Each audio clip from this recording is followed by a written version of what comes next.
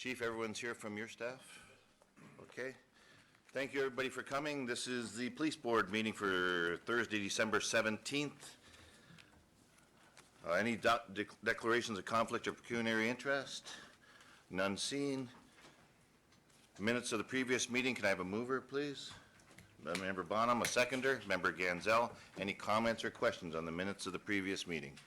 All those in favor? Okay, accepted. Report from the board chairperson. Okay, first, there was a presentation to municipal councils. In January, the board will conclude its initiative to address all 12 area municipalities to seek support on the long-term plan for merging of police, fire, and EMS dispatch services in an effort to reduce costs and improve services for Niagara. Come the new year, I'll be raising the issue of implementing a regional steering committee to oversee the progression of moving forward on amalgamating Niagara's dispatch services and consideration of each municipality's response to the board's presentation. The only council left to go to is Welland, and that's mid-January, and then we'll have a get-together and figure out where we go from there with the motions from the councils and that, and see what can be done, if anything can be done. That's the way I've explained it to the councils. Next, a Big 12 chairs and staff meeting on December 4th. Members Bonham, the board's executive director, and I attended the Big 12 chairs and directors meeting in Toronto for information sharing between the 12 largest police services in Ontario on emerging key issues that have province-wide implications for policing. Next, the Chief's Christmas breakfast on December 10th. Vice Chair Perchowski, members Ganzel, Marshall, and Stewart attended the Chief's Christmas breakfast here in the boardroom at 110 James. The event was well attended, and the proceeds raised will go to help brighten the holiday season for 3 local families in need of community support. I'm sure the chief will touch on that in his speech. I take it the members don't have any comments about it? Okay, thank you. Next, the NRPS recruit swearing-in ceremony on December 15th this week. Members Bonham, Ganzel, Marshall, Stewart, and I attended a swearing-in ceremony for 6 new recruits to the Niagara Regional Police Service at the Stone Mill Ballroom in St. Catharines. And going off my notes on this, it's typical Canada now. I noticed one person was from Estonia, one was 6'8". That's what he said. Some looked like they were low 5 feet, and that is a total mixture of good-looking people in that. But you know, I was very proud to be there with the other members. Any of you members have any comments about it? Okay, thank you. The next was the CAPG information webinars. On December 16th, members Stewart, Chief McGuire, and Deputies Matthews and McCulloch participated in a webinar information session from the Canadian Association of Police Governors. The webinars continue to be offered by the CAPG to provide insight into the various aspects of the policing community. Any comments on that from the board? I guess you're the only one. Do you wish? Sure. Yes, thank you, Chair, and I quite enjoyed it. It was on board chief relations, and was put on by a chief from Kawartha Lakes, and just very interesting to always hear the perspectives from all sides of a relationship, and had some very interesting things to say. So it was worth the hour to take part in it. Thank you for that. Next is the Kristen French Child Advocacy Center in Niagara.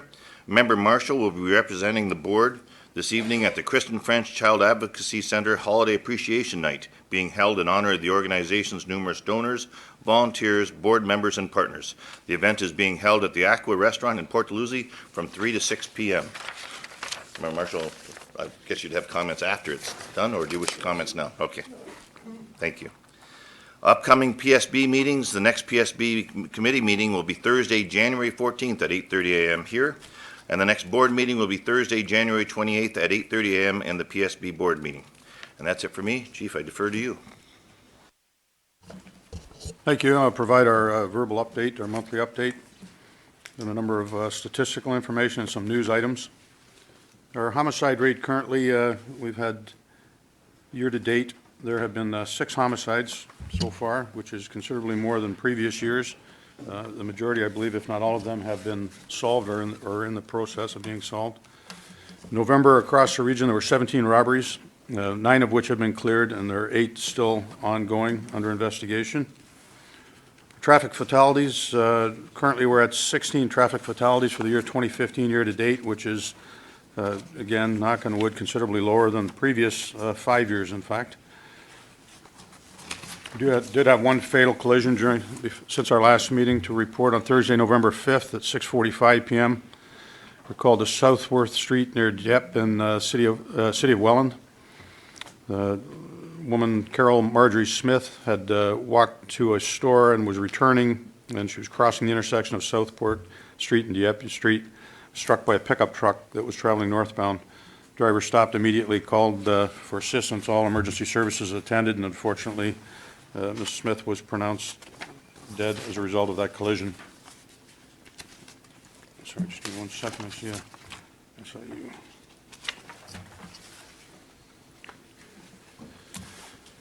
Second incident on November the 14th, 2015. It's not a fatal, but it was a life-threatening injury, motor vehicle collision. The accused was operating a vehicle on Netherby Road near McKinney Road in the city of Welland, traveling under the speed limit, was passed by a vehicle that had been following him. Excuse me. After being passed, the accused increased his speed, swerved in the oncoming lane, lost control of the vehicle, and collided with a tree. The male was located behind the wheel of the vehicle. A female identified in the vehicle as well in a semi-conscious state was extricated and transported to Hamilton, and critical injuries to her head and hip. The driver of the vehicle was arrested and charged with impaired driving causing bodily harm. Some news items to update. And since August 2015, members of our Special Investigative Services Morality Unit, with the assistance of our PAVIS unit, conducted an investigation into drug trafficking in Niagara Falls. And on November the 18th, with the assistance of 1 and 2 district street crime units, they executed a number of search warrants, 6 persons arrested. It seized a quantity of cocaine, marijuana, crystal meth, and currency as proceeds of crime, nearly 300 marijuana plants as well. On November 25th, the Niagara Falls Street Crime Unit, along with the assistance of uniformed officers, executed a controlled drug warrant at a Niagara Falls apartment, and again resulted in the seizure of $2,500 worth of crystal meth and a small quantity of cash. A Niagara Falls male was arrested. A good news story: on September 24th, the Niagara Falls Street Crime Unit executed a search warrant at Niagara Falls Hotel. And during the course of the investigation, officers recovered 2 stolen Canadian Armed Force medals. Through our media unit and our evidence management unit, we worked very hard to try and identify the owner. And then on December 10th, members of the service were able to deliver the medals back to an active service member of the Canadian Armed Forces. The return of the medals was a collaborative effort, as I said, on part of our evidence management unit and the Niagara Falls Detective Office. And needless to say, our service member, our Armed Forces member, was most grateful to have those earned medals returned. November 27th, the Morality Unit, again with the assistance of PAVIS, conducted an investigation of heroin trafficking in the city of Niagara Falls, which this investigation resulted in the seizure of suspected heroin, prescription medication, marijuana, 2 prohibited weapons, quantity of cash, scales, packaging materials, and 11 stolen commercial compressed propane tanks. A not so good story, but we're happy to have this come to close. On September 18th, 2015, the Superior Court of Justice in Welland, Niagara Regional Constable Scott Heron was convicted of several criminal offenses and sentenced to a period of 4 months in custody by the Honorable Justice James Ramsey. I was in court as he was sentenced, and we immediately served him notice that he was now suspended without pay. And his employment piece will come before the Police Services Act Tribunal sometime in the near future. On November 28th, we had a male that entered the Shoppers Drug Mart in Pelham wearing a disguise and demanding a quantity of narcotics, indicating he had a weapon. 3 district detective officers quickly led to the identity of this accused. He was arrested. This was a robbery involving the attempted robbery of drug patches, pain-killing patches. And as a result of the arrest, a second individual was arrested as well. We seized firearms and a quantity of oxycodone. November 30th, 2015, members of the Special Enforcement Unit, with the assistance of the Intelligence Unit, our K-9 unit, and our Task Force Unit entered into an investigation. So we'd received information that was a Canada-wide warrant for a male for a homicide which had occurred in Edmonton. The male was believed to be hiding somewhere in the Niagara region, and on the 30th of November, our officers located and arrested the male in the city of Welland on that outstanding warrant. On December the 8th, members of the NRPS participated in the Special Olympics Four Corners Youth Bocce Qualifier at Young Sportsplex in Welland. Detective Constable Alan Gross organized the volunteer event of the NRPS, which included a number of officers. NRPS greeted the athletes as they entered the event and interacted with the athletes throughout the day. As I'm sure you're aware, the Special Olympics Ontario is the charity of choice of police services across Ontario and, in fact, across the world. And so we're glad to be able to assist in that. On December 9th, approximately 70 officers volunteered to play the role of personal shoppers to 40 local children who were chosen to participate in Cop Shop 2015 at the Penn Center. We work in partnership with the Penn Center. They're very generous and donate a quantity of gift cards for children that have been selected that do not have the opportunity to experience a decent Christmas, and they partner with police officers, and it's a rewarding experience for all.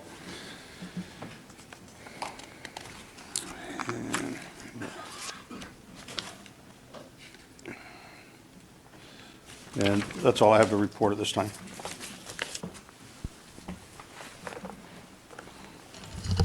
Anyone have any questions of the chief?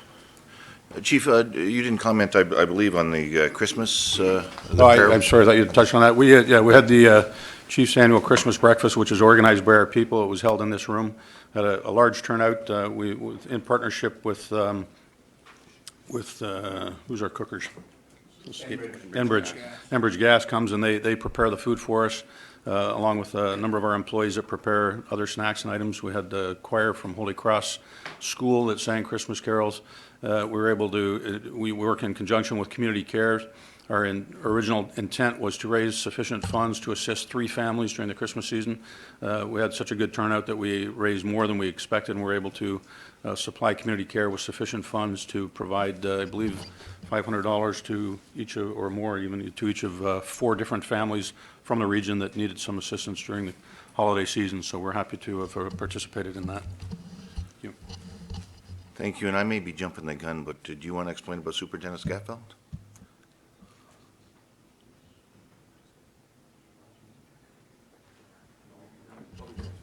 He's going to be here in January, so Oh, we'll okay, save the I'm sorry. surprise. Not a problem. Thank you.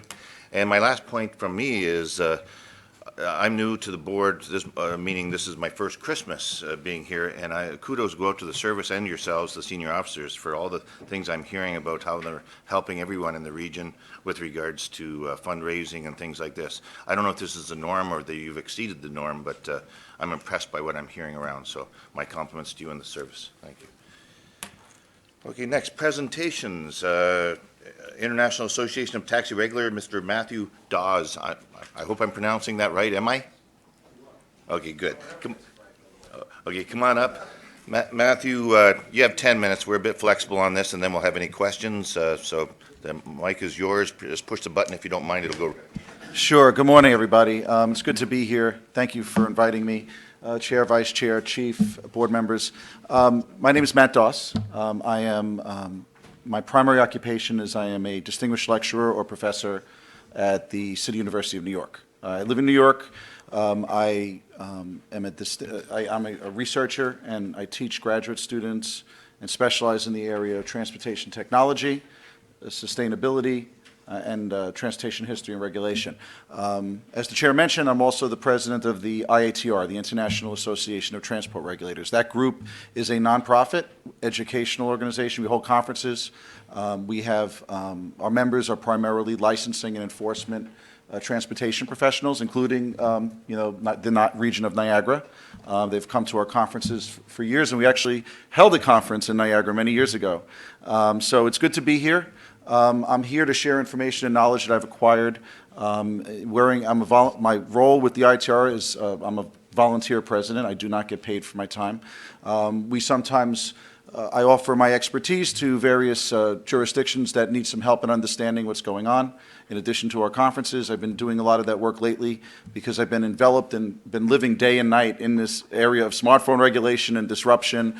I work for the city of New York for 20 years at a high-level capacity. I was the commissioner, chair, and CEO of the New York City Taxi and Limousine Commission, working for 2 mayors for 16 years. So I've seen it all. I've been doing it for a long time. I live and breathe this stuff, and I'm happy to offer my advice. I've been doing a lot of work internationally, including in Canada, Europe, and in the U.S. on this issue. In fact, I just recently completed a report, which I'm happy to share with you, for the city of Mississauga, and I've just recently been retained by other governments in Canada and elsewhere. working for the city of Seattle and DC and other places, and for doing some volunteer work for London TfL on this issue. Long story short, this entire movement started in San Francisco. It started with a device that we all have come to love and enjoy called the smartphone, which more efficiently dispatches cars. It's a great thing. Our regulators and our entity was calling for doing this many, many years before it happened. What's happened in the U.S. is very different from what's happened around the world. There's various different approaches to regulation and how regulators have responded to Uber and Lyft and some of these other companies. There's a lot of different apps out there now.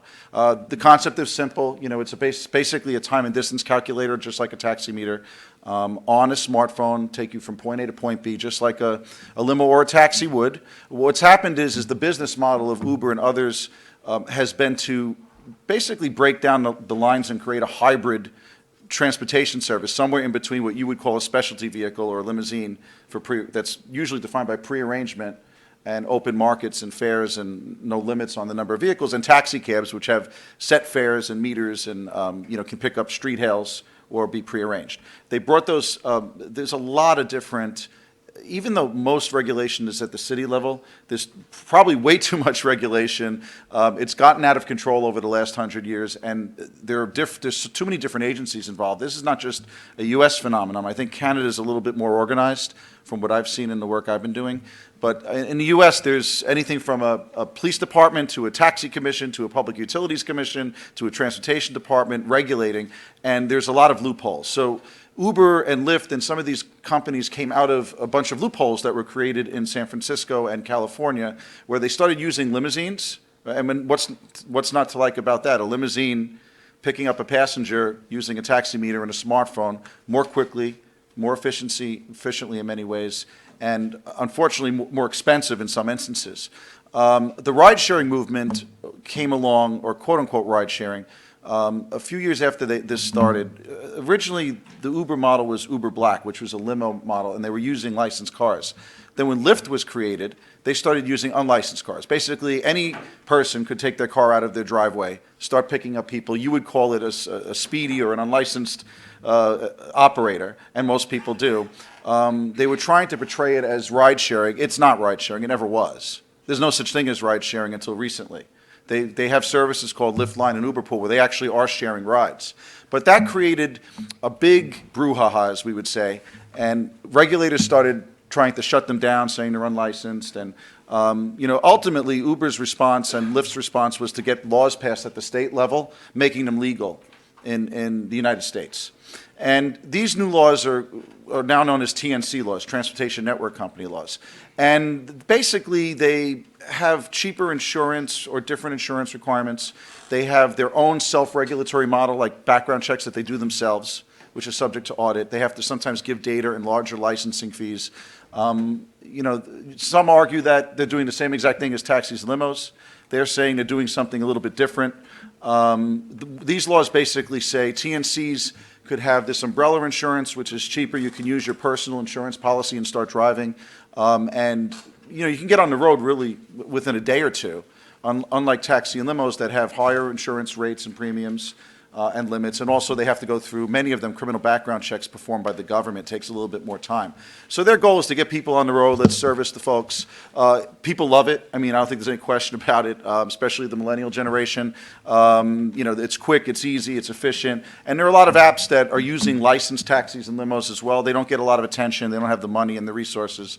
Long story short, there's a lot of controversy in the U.S. because of the different standards for licensing between TNCs and taxis and limos. Taxis and limos feel that they should go through the same requirements that they have to. TNCs feel that they should be treated differently and that taxis and limos shouldn't get the same insurance, shouldn't get the same background checks, that they're a different type of service. The debate rages on.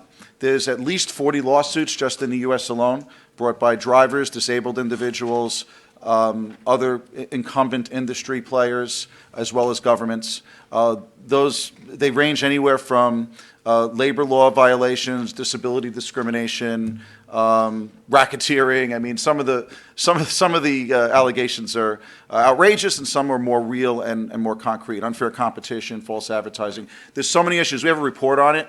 that I can give to you if you want to. I'm a lawyer, but we wrote this report for people who aren't lawyers, who can understand really when you're passing laws and making policy, what the various arguments and themes are. Now, it doesn't apply Canada law. We're going to update it at some point to address some of the things that are going on in Canada, which is a situation in flux.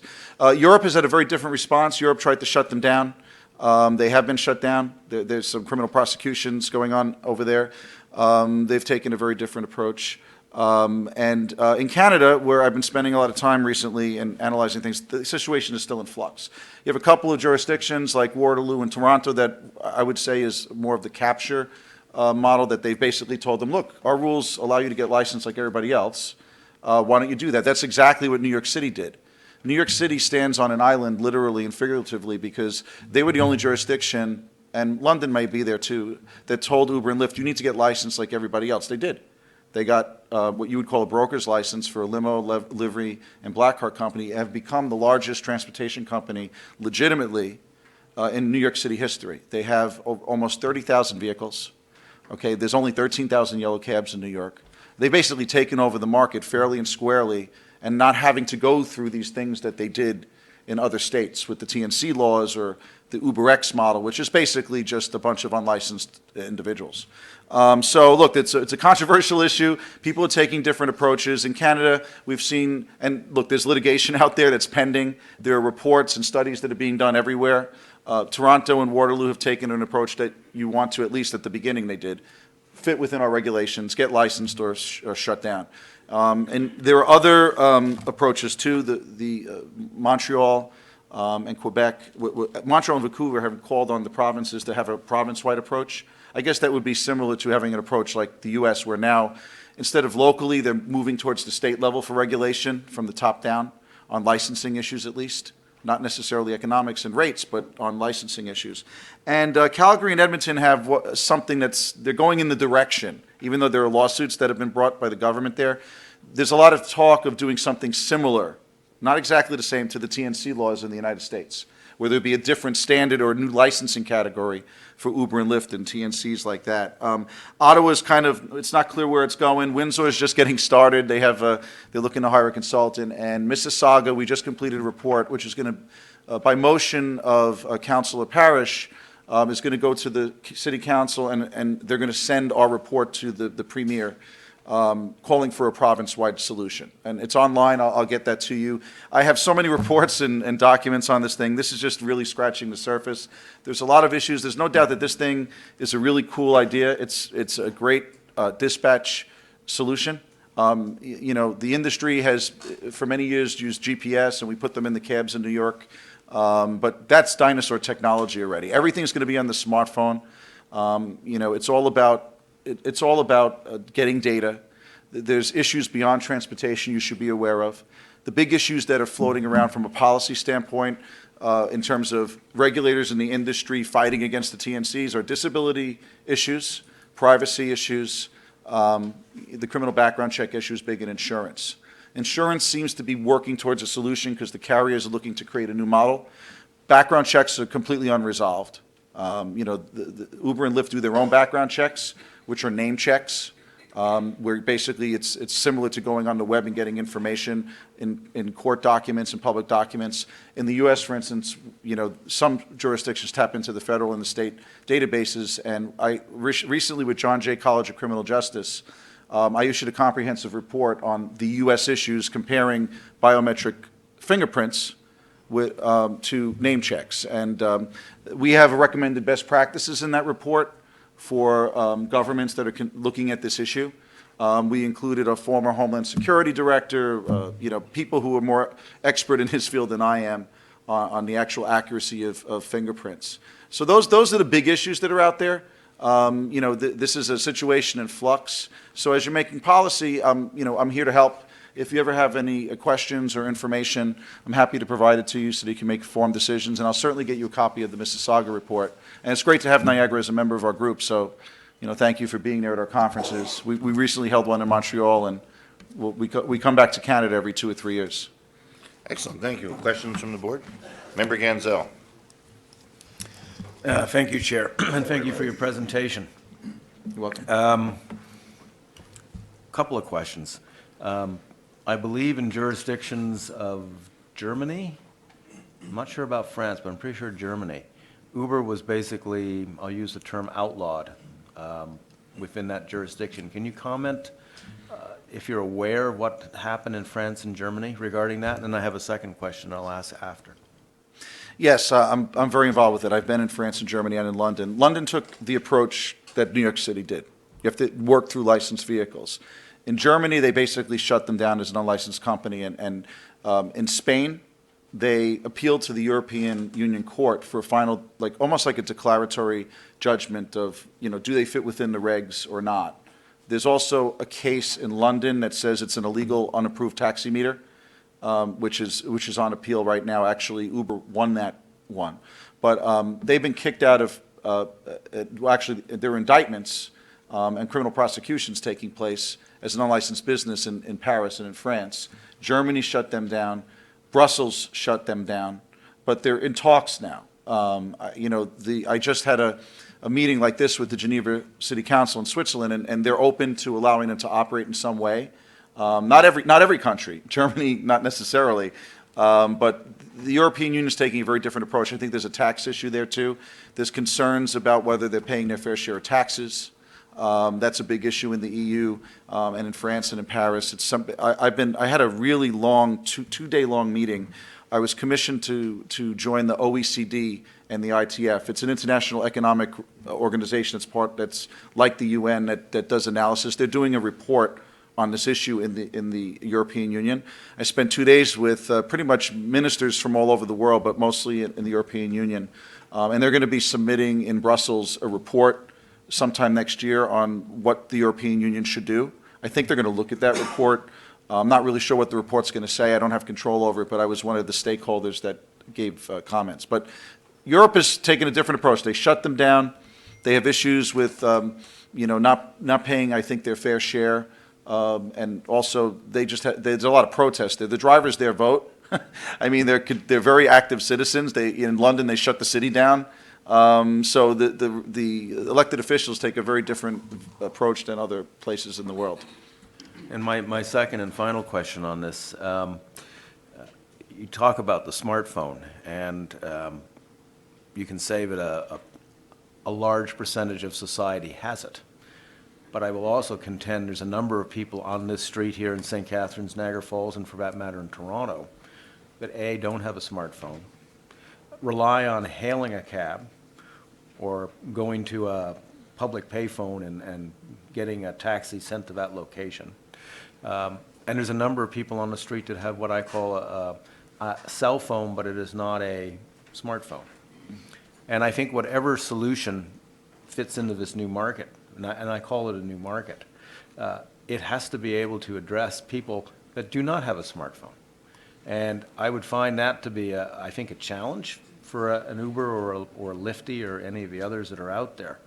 And I think going forward, certainly within this region, whatever solution comes up has to be able to address what I call the non-smartphone user out there. Because if we turn our back on that, that's a segment of our society which I believe we owe a service to provide a taxi or transportation service. So those are my comments. If you have anything on the ability to address, I'll call it people that are, I don't like to use the word off net, but don't have the smartphone capability. It's a good point. I'm glad you raised it. It's the equity issue. There are complaints, and there are even lawsuits of people in underserved communities who can't afford the service. The surge pricing component of the model is particularly problematic for them, where they do 2 or 3 times the rate of the fare if it's in a high demand or peak time. And disabled individuals are complaining that, because there is no accessible service or very little accessible service, that they can't partake in something which they think is cool and everybody else is partaking in. And I think the bigger issue here is, as you make policy, is to look at the basics. Why do you regulate? Do you let somebody in, or what is this thing really? Is it a dispatch system? Is it a transportation company? Why do we even have rules and laws? Basically, when you look at the city charters and the constitutions and the laws all around the world, there's one common theme: that government gets involved in these industries to protect consumers, and also to promote public safety, pedestrians, drivers. And those are the real basic founding principles that should be looked at. And regulators look at solving problems. What's the problem? Is there a problem in your jurisdiction? Like in Mississauga, we had what is the problem with the service there? I'm not sure. Are we letting in somebody else because there really is no competition, or because it's something that's better, or we just want somebody else to come in because we like them? I mean, those are the bigger, broader issues, but when the basics are the driver being safe, passengers being safe, transparency of fares, the environment. Another big issue is the number of cars that are being put on the streets. Transportation professionals, and I teach this stuff, for the last 30 years have been looking to reduce the impact of the car in urban environments. It doesn't necessarily apply to suburban environments, may not apply here. But in most city environments, 30 years of policy has been looking to get cars off the road, congestion pricing, tolls, ride sharing, using mass transit, and now in one fell swoop, there's thousands and thousands of cars being added to the road. There are environmental implications as well, and there's suits about that. In Australia, for instance, I've been in Perth, I've been into Western, Southern Australia. They don't have this issue. There's no desire to have these smartphones like there may be in Sydney or Melbourne. And the reason why is because they have rules on the books that say, as a matter of customer service, the regulators require to dispatch companies and taxi cabs to provide a cab within 9 to 10 minutes. If they don't provide prompt service, then they get fined. That has worked. So it's been like a real rough road for Uber to enter those markets because the cabs come quickly. And people, and I think the bigger issue is to look at, when you're making policy, in my opinion, because I've been doing it for 20 years, you don't necessarily want to micromanage the industry. You want to let technology grow. You want to let them do their own thing. But there's also an anti-competitive thing that comes up too when you have a real dominant market player and they can run around doing whatever they want, that it almost impedes innovation and it impedes competition at some point, because they take over markets and they don't share their data with the government in any way, shape, or form and do their own thing. And when you don't control or get any access to data or information about what they're doing, you can't determine how many cars are on the road. If there's an incident, the police chief can't investigate it properly because you can't get access to that data. I've seen them say, when I was in Texas, there was a rape that occurred 2 days before the testimony, and the rep from Uber basically, and it's on record, said the information about the rape counselors is proprietary information. I would say that is a matter of public information when there's a rape and assault in a vehicle. Those rapes and assaults have been happening all over the world, and it's well documented in the report I have. There's a public safety issue here. You need to look at protecting passengers, drivers, making sure that there's there's that baseline. And then government can make their own decision as to how far they want to go in improving service. Do you want to let them do it on their own? Or do you want to actually do it because they're not doing it? In New York, we had to force them to do everything. They didn't want to do credit cards. They didn't want to get new vehicles. We had to force it to them and dangle a fare increase over them. This region is a unique region. This is the only example I can think of ever in my 20 years of doing this where a taxi industry, on their own, without being forced by the government, actually put over $10 million into improving their cab system.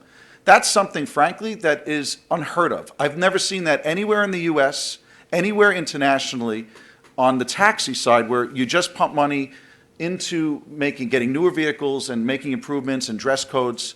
On the taxi side, it's really unheard of. Okay, I'm going to cut you down a bit so we have other questions. I'm sorry. No problem. Member Marshall. Thank you. Thank you for your report.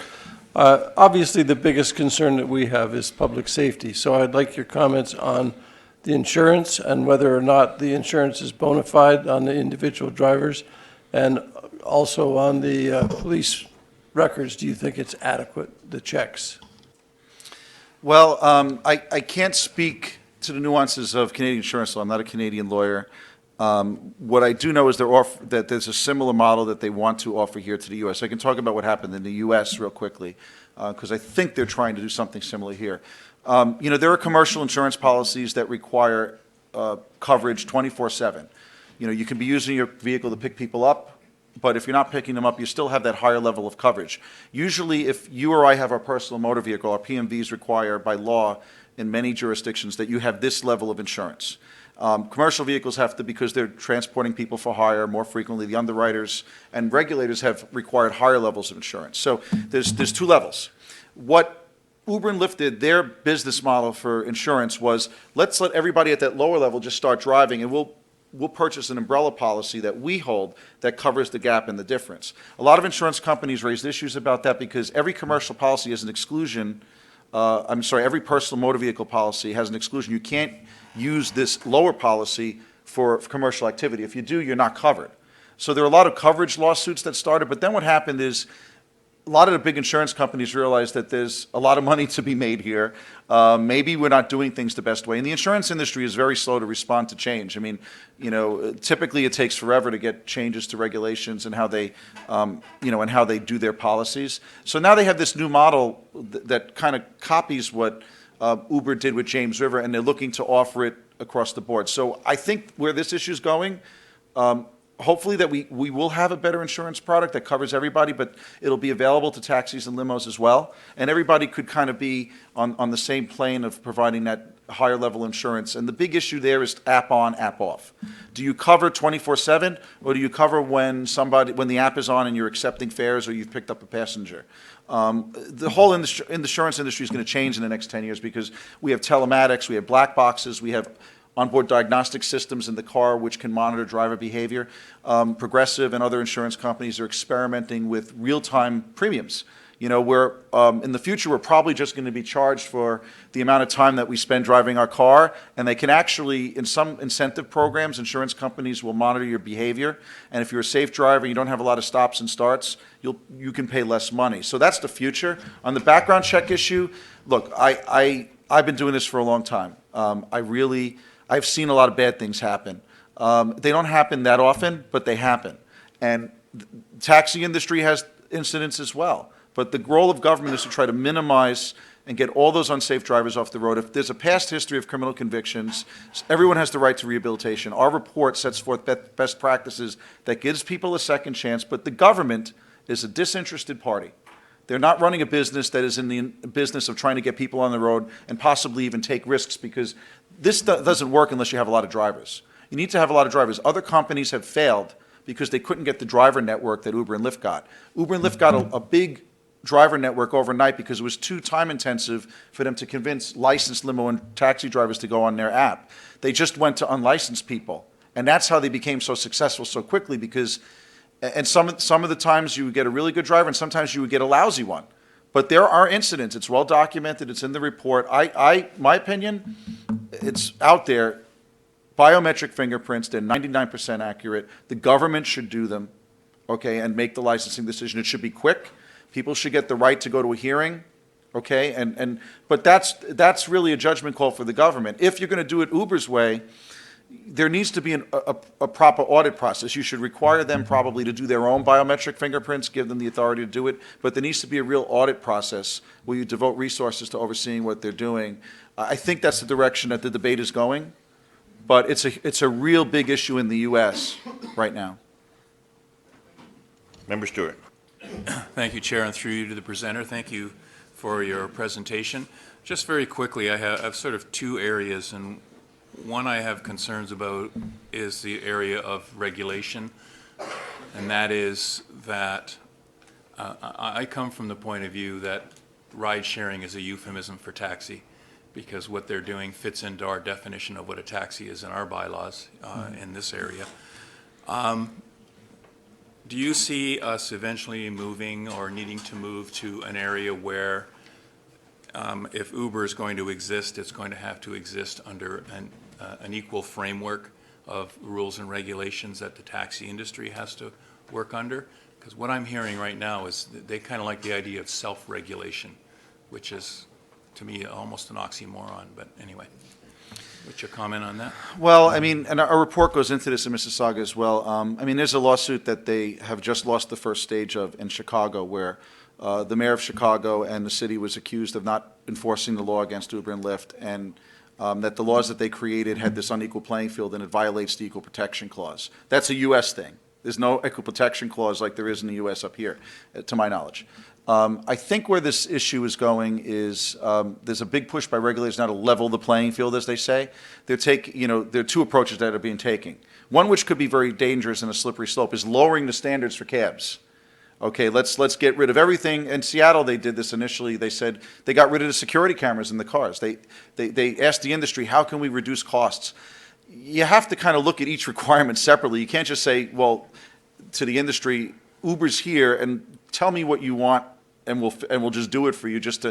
It's very simple. Whatever the fare structure is, surge pricing or whatever you allow, it probably should be equal, because at the end of the day, I challenge anyone to explain how getting in an Uber, Lyft, taxi, or limo is any different in terms of the basics. It's a person getting in a car going from point A to point B. One person's life is not worth more or less, okay, just because they're using a premium limo or a taxi or using a smartphone app. That's the essence of the issue. I'm sorry, there was a second part of that question I missed. I mean, look, I've reviewed your bylaw. Okay, they could start operating tomorrow. I'm not really sure why they're asking for a separate licensing category. It's pretty easy to get a broker's license. It's $150. They can open up an office. They could start going to licensed taxi drivers under your existing bylaw and start operating tomorrow. So I'm not really sure what the controversy is about this kind of, the capture option I talked about with Toronto, as well as Waterloo, that could apply here. If you wanted to let them in, they can come in now. They may want to come in and have different rules. Self-regulation, I'm not saying it works or it doesn't work. It's a question of policy. The only way it could work, like the federal government for trucking and interstate limousines, the FMCSA, the Federal Motor Carrier Safety Administration in the U.S., I'm part of the U.S. DOT Research Center, so I deal with these people all the time. There is a self-regulation component. Driver working hours and medical certifications, somewhat like the Uber laws, are required to be done by the company. However, if you don't do it, they have serious law enforcement officials that go in and audit their records, and you could be out of business if you don't do it. So there needs to be a lot of teeth and a really good audit process which costs money to do it government-wise if you're going to go down that road. It's not that it can't be done. The government will, and our report goes into this on the Canadian side, all the different costs involved, and I'll get you the Mississauga report, but they could start operating here tomorrow if they wanted to, is my understanding of the bylaws. The second question and final question I have is really revolving around the taxes issue. And in Ontario, we have a harmonized sales tax of 13%, and yet I keep hearing that people say, well, Uber's cheaper by 25% on a cab ride. I think there's a couple of factors in there. One is we have regulated fares, and they don't. And of course, maybe it doesn't apply in surge times, as you've already said. But the other piece is there's a 13% swing just in, nobody's collecting the HST on this. And under our Canada Revenue Agency laws, any cab driver, regardless of any limit of money that they make, must be registered as an HST, even if they only make $10,000 a year. So circumventing the tax laws and whatever is I think, an area of concern. Not for this board particularly. I mean, that's another government agency's role to deal with, but it's certainly an issue as a country and as that. And I've read other reports online from various places. I think there's a fellow who wrote a book called Drive By that basically said that sharing services are one of the great tax evasion scenarios going on. I just wonder if you have any research or comment on that part of it? Yes, actually, our report at the request of the Mississauga PVAC Committee, Public Vehicle Advisory Board, is being amended to address the tax issue at the request of Councillor Parrish and the board. So that'll be done in the early part of January. So we'll be talking about that issue. In Europe, this is a big issue. They have their central offices in Amsterdam. There's the issue of, I mean, I'm not saying anybody's engaging in tax avoidance or evasion. I'm not saying that that's what's happening. The laws are there, people should take advantage of whatever the laws say. It's really a policy issue, I think, for governments to say, somebody as a corporate citizen paying their fair share. That's an issue for you to decide. That's the issue in Europe. And it's not just taxis and Uber, it's Google and companies like that. And my understanding is that there's an entity set up in Amsterdam, 20 holding companies in the Caribbean, and like, for instance, when they're doing business in London, whatever their revenue is, a small amount of that goes to Amsterdam and the rest goes to the Caribbean. They're paying tax on the small amount that goes to Amsterdam. That's the issue. I'm not, no one is saying they're violating the laws. I haven't heard that. The question is, are the laws just? So that's the big issue, and I know in Canada the taxes are a big issue. So we're going to address that in the final report. Any other questions? Member Petrowski. Thank you, Chair, and thank you, Mr. Presenter. Just to that last comment, I think it's an interesting discussion, but with respect, I don't believe that our regulations have gotten that intrusive that we're even looking at tax collection on behalf of taxi drivers, or for that matter, any of the commercial folks in the private sector who work either for the police services or are regulated by us. I brought up, is it pronounced Doss? Doss. Doss. Mr. Doss, I've got in front of me your authored September 23rd, 2013 model regulations, smartphone application technologies for taxi cabs and limos. You authored that report, right? No. Okay. We helped write the report, but it was a report issued by the ITR, two agencies from the federal government in the U.S. Okay. And government agencies wrote the substance of that report. We were scribes. Okay. On a volunteer pro bono basis. I had lawyers, basically. There was an app committee that we set up, which included members of the government from Canada, U.S., I think Australia, and the federal government. Okay. The reason why I ask, because on the front cover page, your name appears boldly, like, it says Model Regs, Professor Math. Anyway. It's a proud pro bono effort of ours, yes. Okay, perfect. But it's not our ideas. It's not like the John Jay report. Those are my ideas. Right. This is we were just actually writing as scribes. Okay. For the regulators. So you had no editorial input into that report? Well, editorial input. Did you provide any input into the creation of the document? We coordinated the efforts of the regulators. Okay. Because I'm president of the group. Right. We created a committee, and the committee came up with the ideas, and we just wrote them down. Okay. The reason why I ask is because my glance reading of that document indicates to me more or less that there is a negative or unfavorable opinion about the ride-sharing concept in these regulations. Would you agree with I that? would beg to differ. Actually, if you read the first 2 or 3 pages, it says the purpose of the report is to allow these to enter the market and exist. To allow what? Smartphones. Oh, no, I said ride-sharing, the actual ride, TNCs. No, actually, there's a separate report that we did on ride sharing, which defines ride sharing. Okay. And it relies on California laws for what we call, there was a real big issue about what is ride sharing.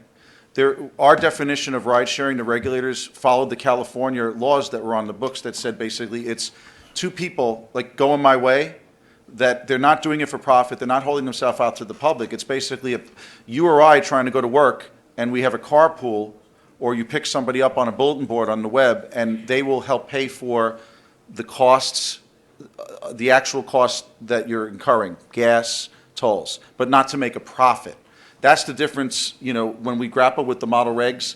How do you separate what's called true ride sharing from for-hire transportation? Right. And they tried as best they could, but they really didn't come up with a solid, this is the way to go. It was really a menu of options for regulators, because regulators back then were starting to grapple with the issues, and they wanted language to help them. They didn't want to recreate the wheel, so the group basically put this together and had, this is what's going on. This is some suggested language. It provided 2 basic pathways for a company like Uber to come into the market. They could either create a new licensing category for them, okay, or it could allow them to enter into contracts with companies that are already licensed, like taxis, limos. Right. Uber actually chose to follow the model regs and tried to get laws passed to create a new licensing category. It's not the same as what the model regs say. They created their own model regulations known as TNC regs, which differ in the main respect that they don't have equal standards of licensing. They've created different standards for taxis and limos versus them. Okay, thanks. With regards to your comments about insurance, in answer to another member's question, do you know offhand who provides the umbrella coverage service for Uber in Canada? I'm not sure who it is in Canada. In the States, it's a company called James River. Okay. I forget the company that's doing it for Lyft. And I believe, if I'm not mistaken, State Farm and Geico may actually be offering similar types of products. They were initially against it. Now they're It's actually in Canada, it's AIG. You know AIG, you're an American, you'd know them. I remember them well from the 2008 meltdown when they got their dollar-for-dollar bailout. But I think most people would categorize AIG as a dominant global insurance provider, correct? Yes. So if they're providing global coverage for a company like Uber in Canada, would you presume they know or understand what they're covering in that umbrella coverage? Well, I never, look, I'm a lawyer. I don't presume necessarily that because someone has a lot of money and they're big, that they know that they're doing something ethically or morally or legally correct. In fact, Okay. I found it to be actually the opposite in the last couple of years. So, look, I can't comment on that. I haven't. They're There's all actu- about risk, though, right? An insurance company is about risk. They mitigate risk. They want to make profit. Everyone in business wants to make profit.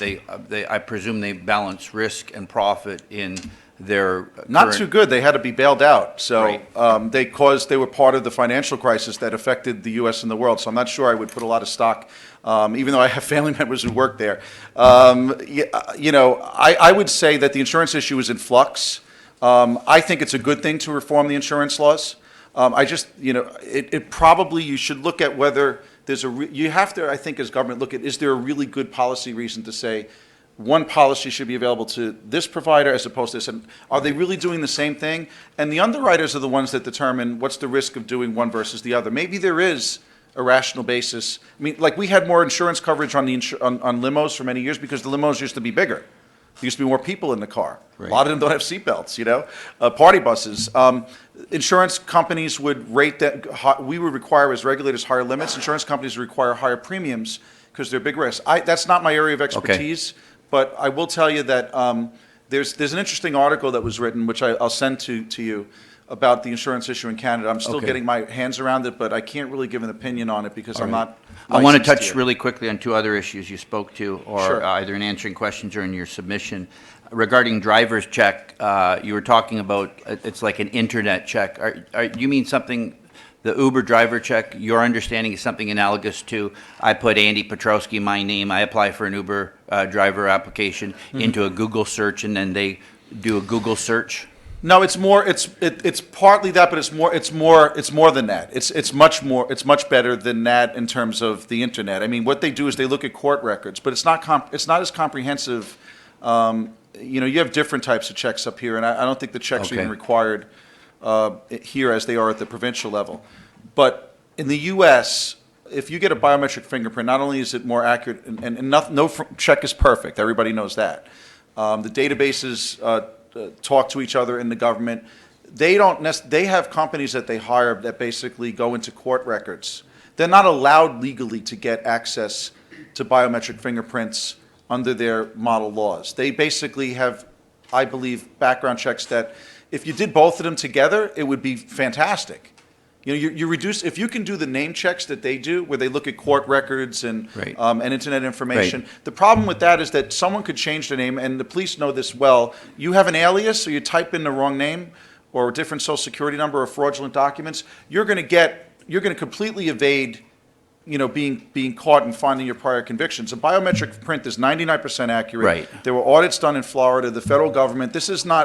We relied on information that the federal government has provided, and we used a peer review panel of experts, including a criminalist, a forensic expert, Right. A Homeland Security director, former Homeland Security director, and professors at John Jay College of Criminal Justice to analyze this. I helped write the regulatory part of the report, Right. but I think the report speaks for itself and it addresses the exact questions that Okay. you have.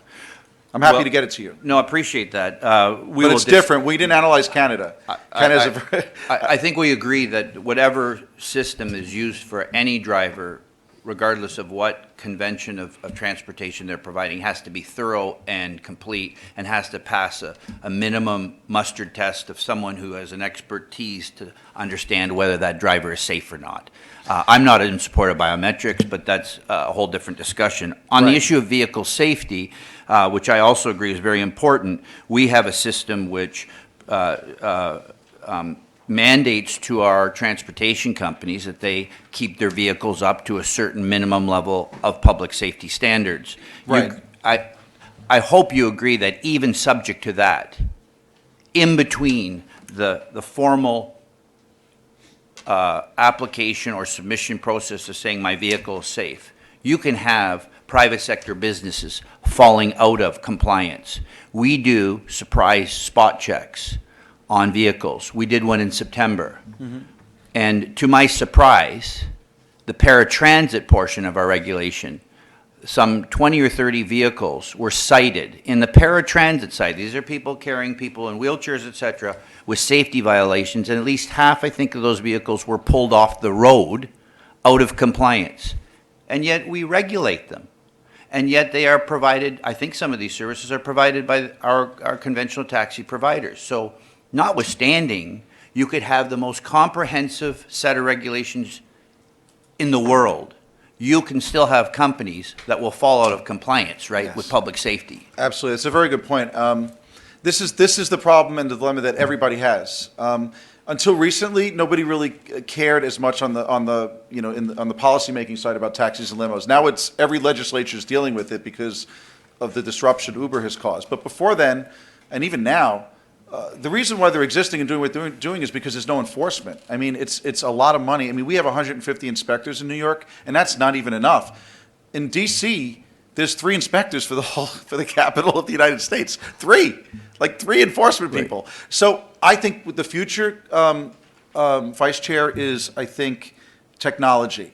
I think where government needs to go is to use the technology in the car and the company's information to audit them and ensure compliance. You can get everything you need to know from the cars. You could do remote inspections.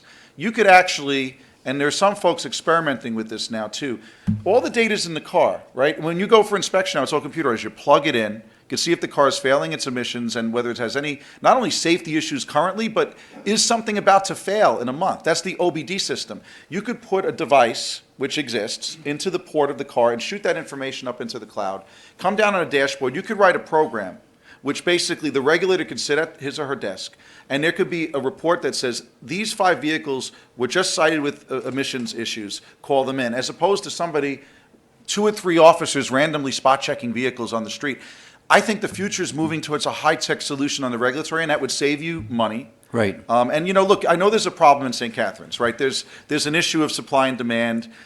What I'm getting at is, Right. what I'm getting at is, we have already provided through the regulations and through our framework to the commercial providers our expectation of public safety, which includes, by the way, driver circle checks, like pilots do in their planes, drivers would do in their vehicles. Right.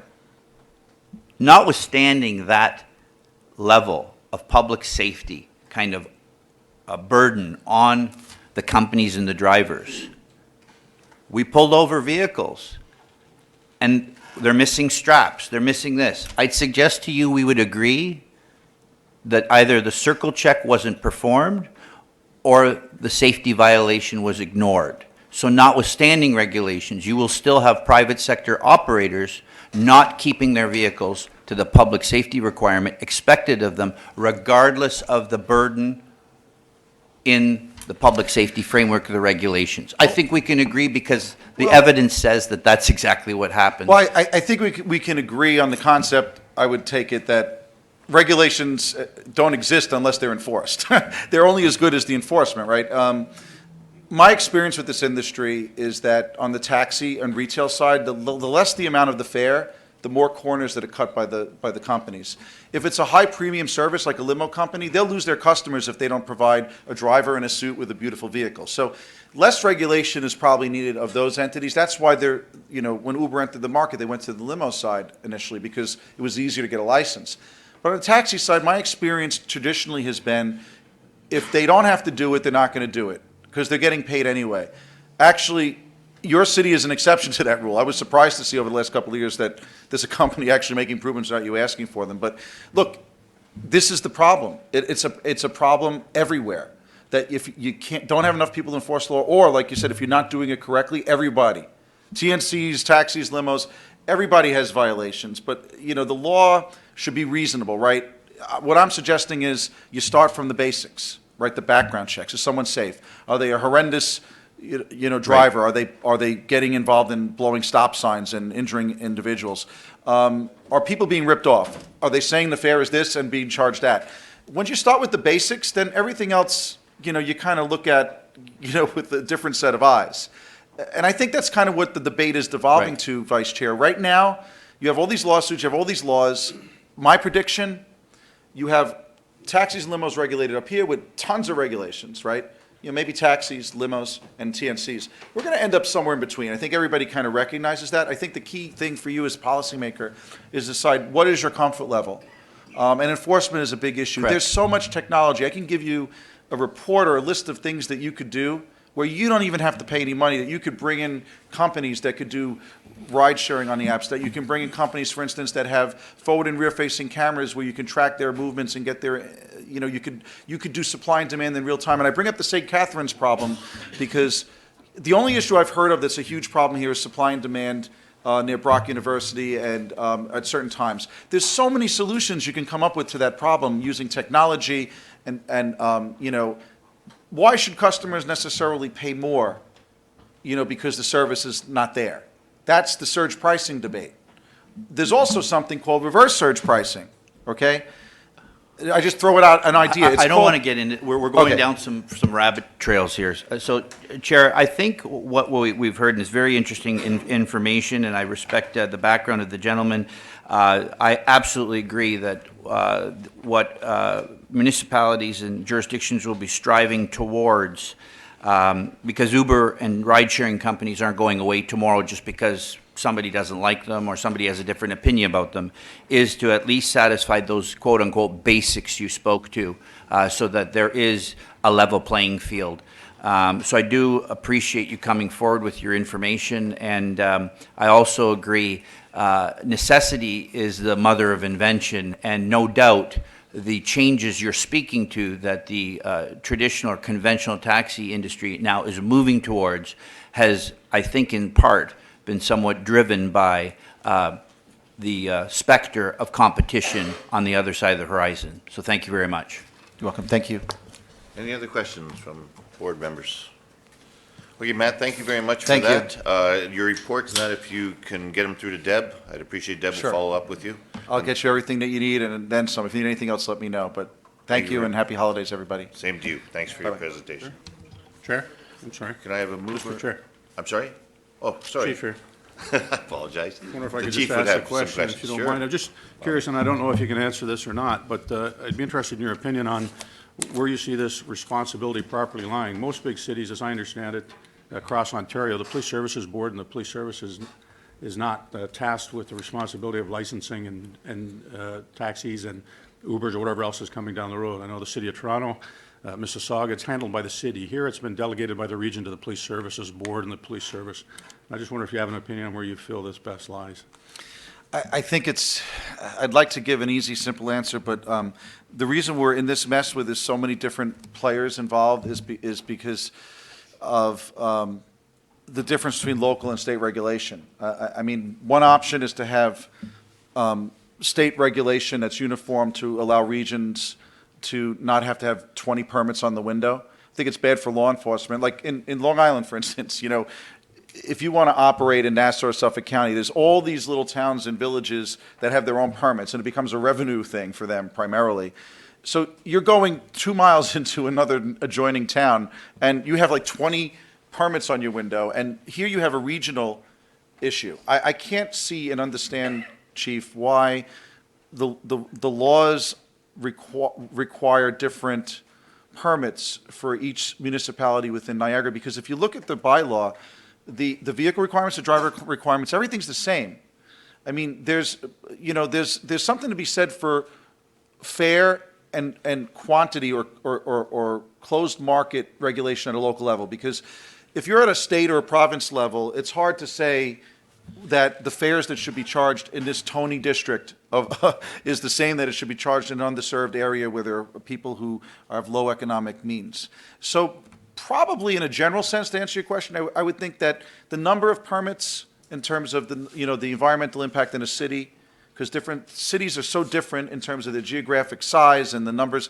That could come at a local level, but you could have regulation at the top, at the state or province level for the standards, like what you have to do to get a license, and that's kind of what's been happening. I don't mean to interrupt, but unless I misstated my question or you misunderstood it, my more interesting from my own perspective is Right. here, the municipality, the regional municipality of Niagara holds a responsibility for licensing across the region. They have delegated that authority down to the police service and the Right. police services board. My question was curious as whether or not you felt it. I personally don't feel, and I've had that discussion here, that the licensing belongs in the hands of the police service and the board. I would like to see it go back to the region. I was curious if you had an opinion on whether it should be in the hands of law enforcement, the licensing and the inspections and the rules and the policies, or is it best suited in the hands of the regional government? Well, I don't think I can give an opinion on this particular, I don't know enough about it. I'd really have to come here and study it and understand it better. But in a general sense, in my personal opinion, I think transportation, it's a good thing to have officers involved because they're the ones enforcing the law. But I believe that transportation departments and professionals probably are the best equipped because we're moving into a society now where, because of the smartphone, everything is becoming integrated. So, like some of the services that Uber and Lyft and a company called Via are providing is called, real ride sharing. It's called microtransit or shared mobility. We can use the app to almost basically get a bus or a shuttle van to pick up multiple passengers. The mass transit and public transit world, the shuttle world, the limo world, everything is coming together because of technology. So that requires planning. I think the people who should be making the policies, in my opinion, should be the people that are looking at how you get around, not necessarily just the public safety issue. If the mission of the Police Services Board is to provide police services, it's relevant that you know what's going on, but my initial reaction is I think you need an agency that governs transportation to be involved in leading the charge, in a general sense. But I can't, Chief, give you really an opinion as to, because from what I'm hearing, you guys are doing a good job, in terms of regulating. So I feel more comfortable as a citizen having the police regulating an industry like this. So I could be happy to study it further if you want, but that's my general answer, but I can't answer the specific one. I feel like I'm working for government again, I'm sorry. Thank you very much for the okay. presentation. No other Bye-bye. questions? We're good. Thank you very much. Can I have a mover and seconder to receive this? Member Marshall, seconded by Member Stewart. All those in favor? Carried. No deputations. Next item are consent agendas. I'd like to move that in block, if I could, from 297 to 305. Can I have a mover for that? Member Marshall, a seconder, Member Petrowski. Questions on items 297 to 305? Member Ganzel, please tell me which item.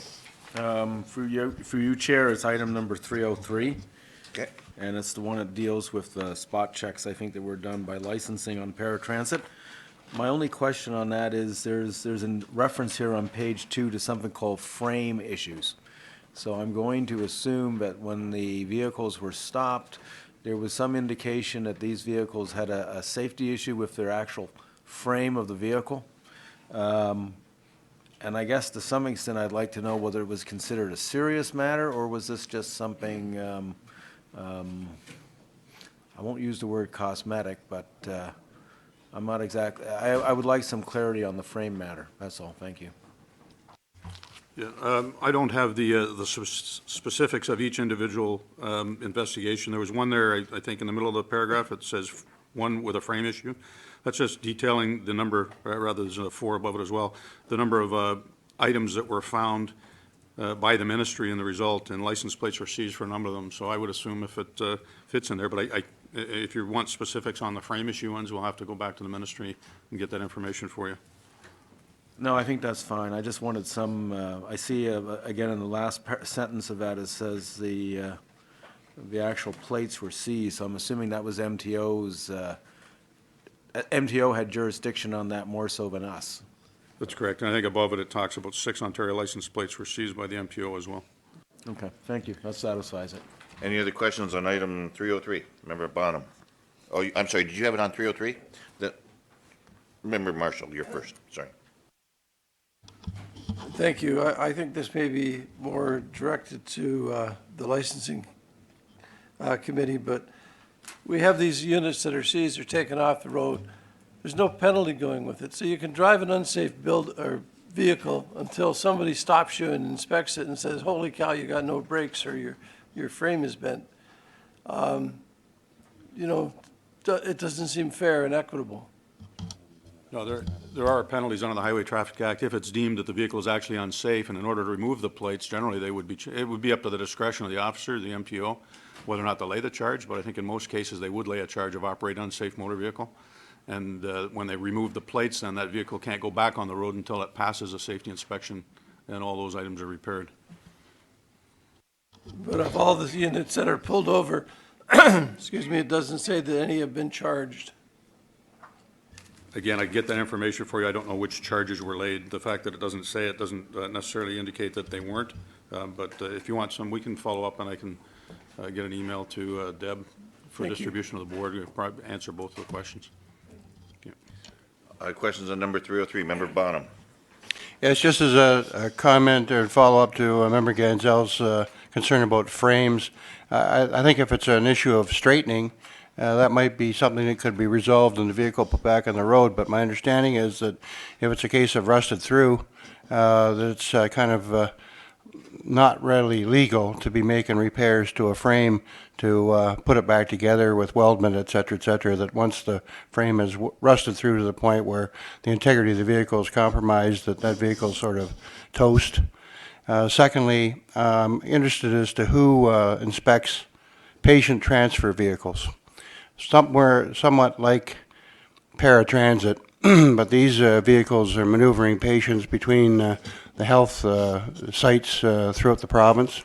And I'm wondering who has responsibility for licensing and inspecting them, because I'm aware of a few instances where these vehicles have broken down in the course of transferring patients. And I'm wondering what our role might be or might want to be with regard to this type of vehicle.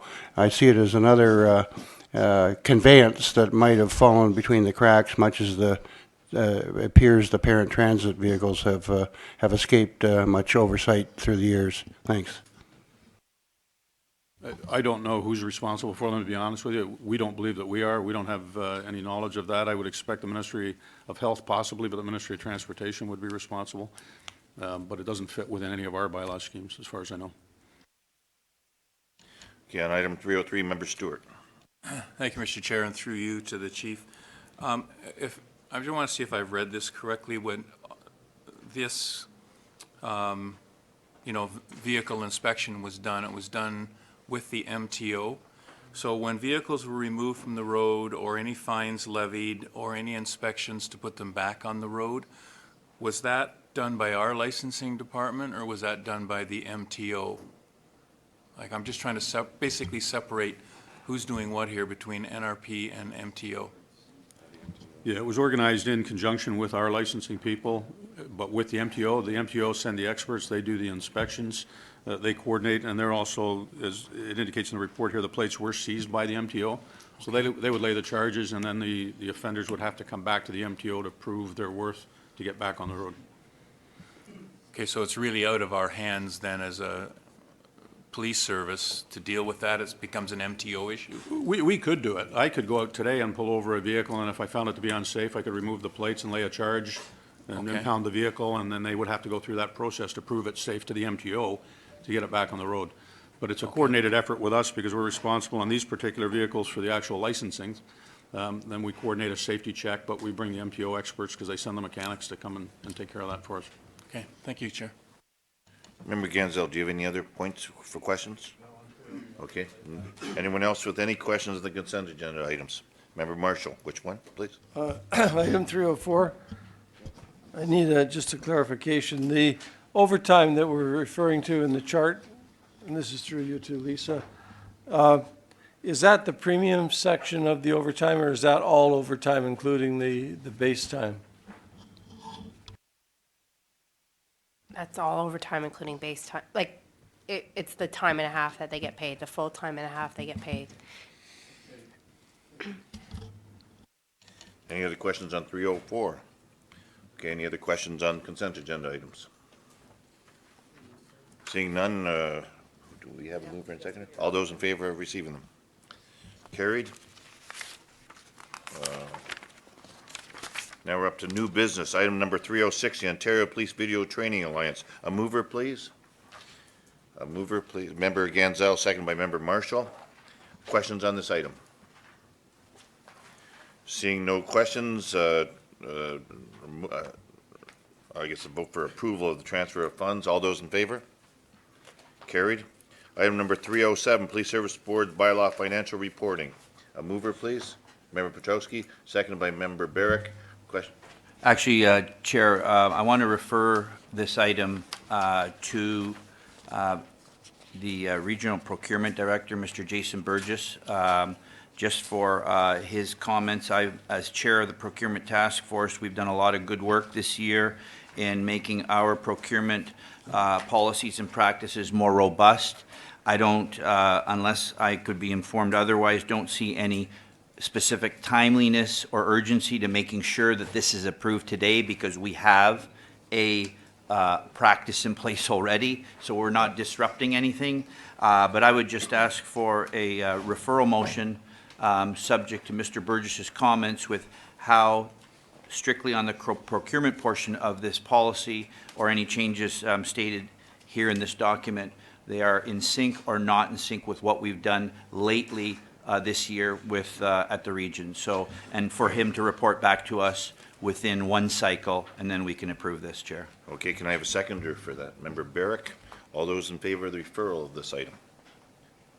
Any questions on the referral? A there question aren't to the referral? Okay.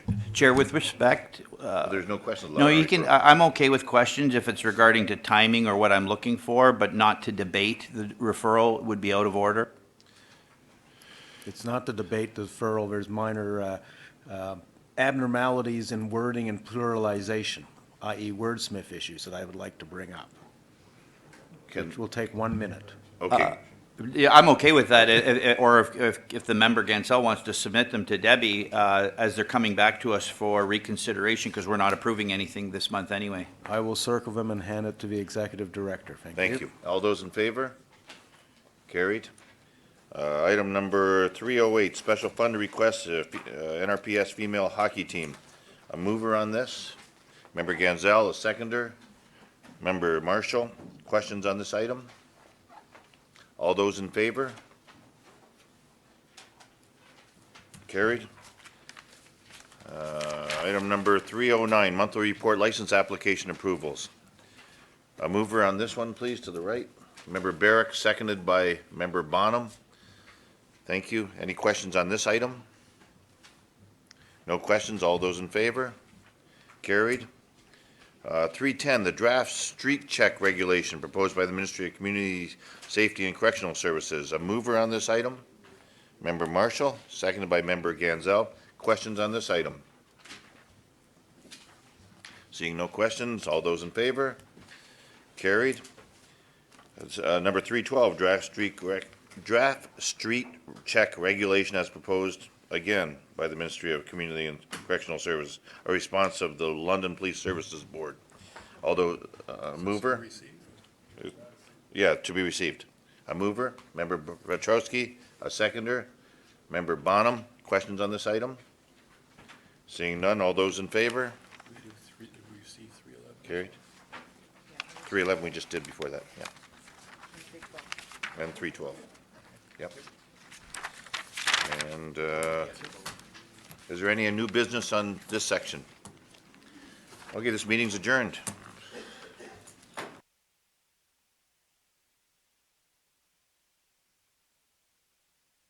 We're going into confidential now, so thank you. Ask the press to leave. Thanks.